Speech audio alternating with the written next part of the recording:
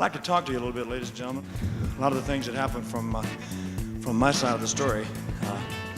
There's been a lot written and a lot said about what happened to me, but never from my side.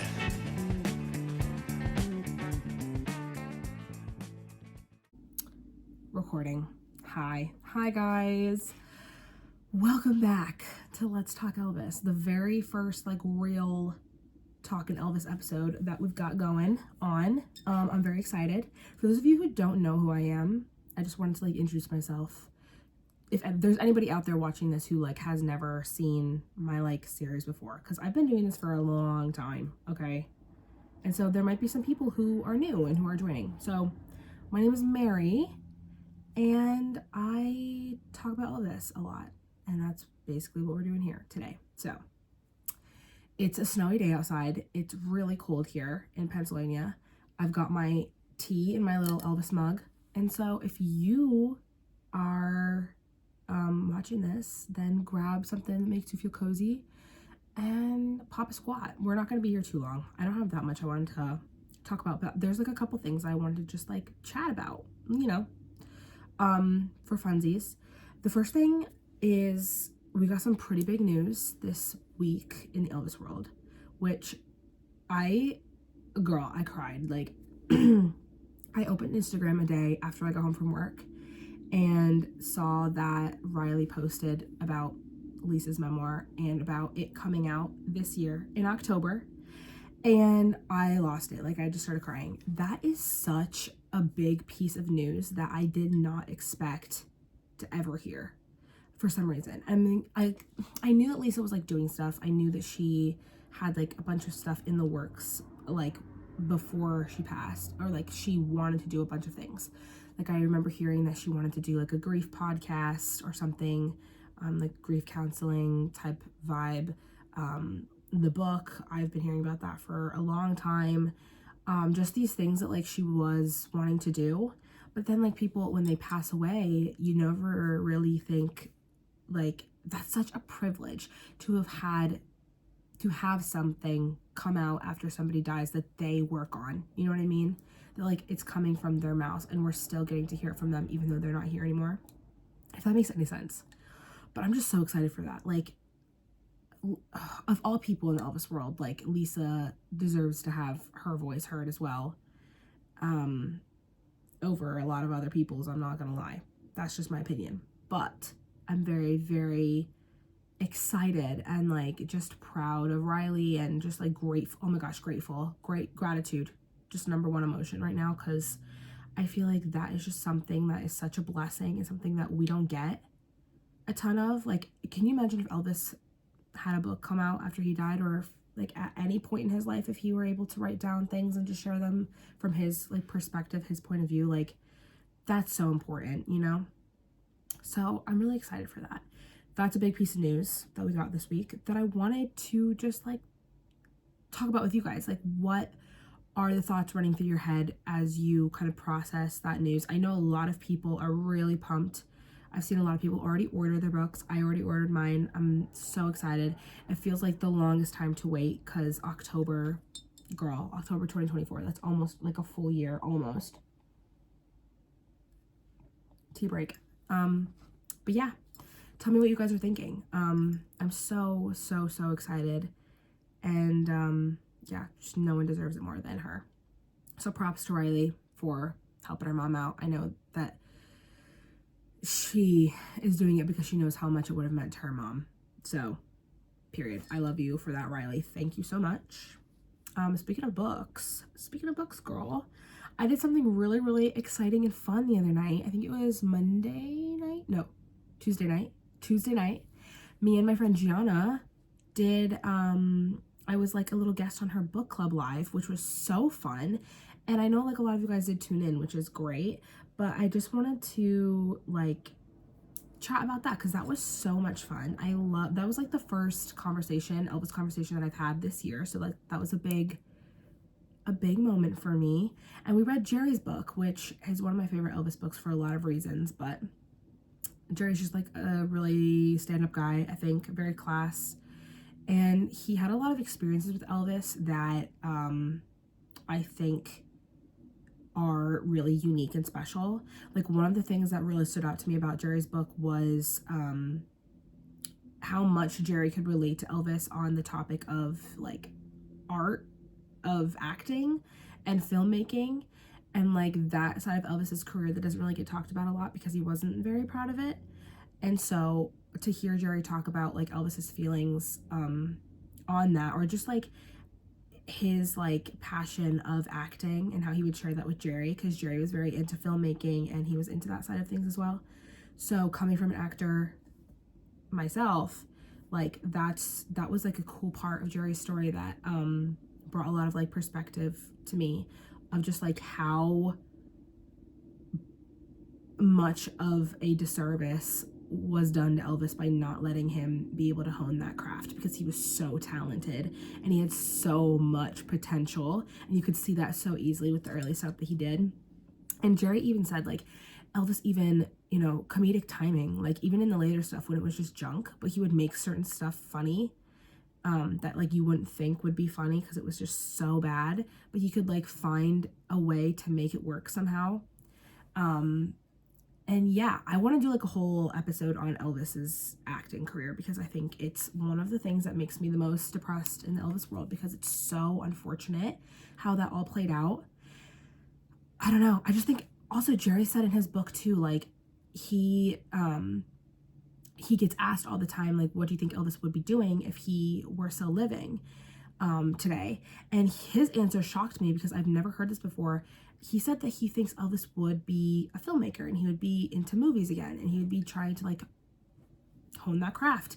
And I, after like hearing that, couldn't agree more. Like, given like if he was given more like control over what he wanted to do, and just at a time in his life where like he wasn't touring all the time, he didn't need to be touring all the time, I think he totally would have gone and like went back to that and tried to like rekindle that, because I've heard that above singing, Elvis loved singing, he loved being a musical artist, but he really wanted to be an actor, and he really looked up to those really good actors like James Dean, Marlon Brando, and those kind of things. He wanted to be like them, and he would know, like in Jerry's book, he would say he would like know full scripts like the back of his hand. Like he could recite an entire movie. He could tell you like when the real change is in the, like sitting in the theater, he could tell you when the real changed. Like he knew like the industry of film in a way that like still continues to shock me, because you don't look at Elvis Presley and see an actor.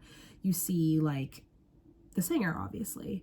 But I don't know. I think it'd be important to Elvis that we understand that it wasn't because he was bad or that he couldn't do it. It was just he wasn't given the right material. So I digress, because I want to make a whole episode on that. I think that would be like such a enriching conversation to have, because it's one of my favorite topics in the Elvis world too. I love talking about that. I would have loved to talk about acting with him. Like that would have been, oh my gosh, so cool. But yeah. That's one of the things I loved about Jerry's book.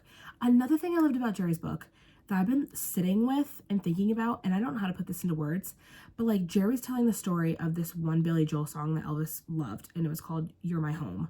And I love that song. I've been listening to it on repeat since I've read Jerry's book. It's such a good song. But I went to the album, Love Billy Joel, went to the album and saw that Piano Man was on the same album as this song Near My Home. I'm like, oh, okay, so Elvis probably definitely heard Piano Man. And then I'm like, girl, of course he heard Piano Man. It's a like popular song for a reason, because people loved it. But like in my mind, it's so weird for me to think about Elvis listening to like music that isn't, I don't know how to describe it, like music that he didn't sing, because that was like music so far removed from what he was doing. I'm like, that's crazy that Elvis was like probably listening to like all these artists like that I know and love, but their music is so different. But of course he was listening to that because he loved music. He was listening to everything and he had an opinion about everything, and he wanted to record that Billy Joel song, according to Jerry, which I'm like, that's so, I don't know, like that's just cool. I think there was a recording of Elvis singing Times Are a Changin', and I just was like, girl, it's so different from the music that he sang, but like how interesting that like that was the kind of music that spoke to him. And I'm not saying that like this Billy Joel song was like deep or whatever, but I'm like, thinking about Elvis listening to Piano Man is crazy to me for some reason. I don't know if anybody else understands what I'm saying or like if you can relate, but just like remembering like, oh yeah, Elvis listened to that stuff too. Like Elvis listened to popular music and had an opinion about it too, and not just the music that he was singing. Of course, because he was a musical artist, so of course he would have an opinion. Like it all makes total sense to me. But then I'll remember like, okay, did Elvis listen to this Carpenter song? Did he like the Carpenters? Like it's crazy to think about like how I would just. That's another conversation I'd love to have with Elvis. My brain is going too fast for my lips. Another conversation I'd love to have with Elvis is just like music, just talk about music. And I'm sure he did that with so many people, maybe to the point where he was getting tired of it. But like, I would love that. Just like I would love to tell him like the music I like and then see like his opinions on that music. I think that would be really cool.